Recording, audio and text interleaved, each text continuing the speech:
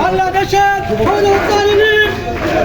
হাসিনাকে উৎখাত করার জন্য ইতিমধ্যে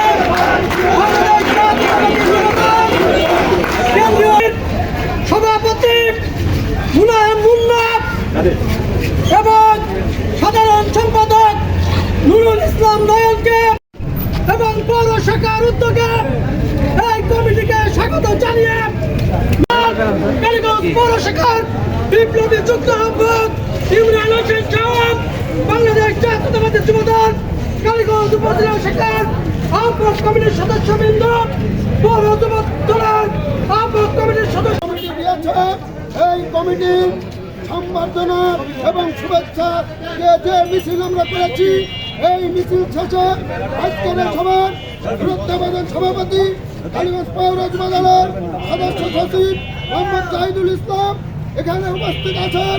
আমাদের দেশ নায়ক তারেক রহমান আমাদের কেন্দ্রীয় যুব দলের যে কমিটি ঘোষণা করেছে, এই কমিটিকে আমরা চূড়ান্তভাবে এই কমিটিকে মেনে নিয়ে এই কেন্দ্রীয় কমিটির নির্দেশে আগামী দিনে যে সব মিছিল মিটিং আমাদের কেন্দ্রীয়ভাবে আমাদের মিছিল মিটিংকে পুরো করা হবে, আমরা সেগুলো অক্ষরে অক্ষরে পালন করব।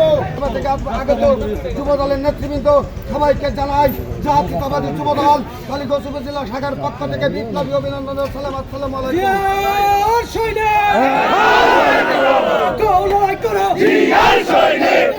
যুব দল জিন্দাবাদ জিন্দাবাদ জিন্দাবাদ,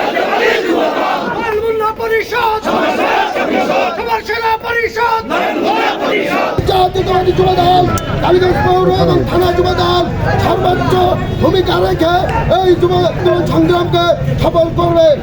তারিক রহমানের সিদ্ধান্তই চূড়ান্ত সিদ্ধান্ত।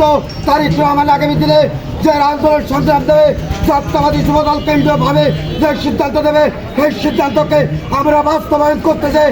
কালীগঞ্জ থানা পৌর যুব দল যদি বুকের তাজা রক্ত ঢেলে দিয়ে হলো আন্দোলন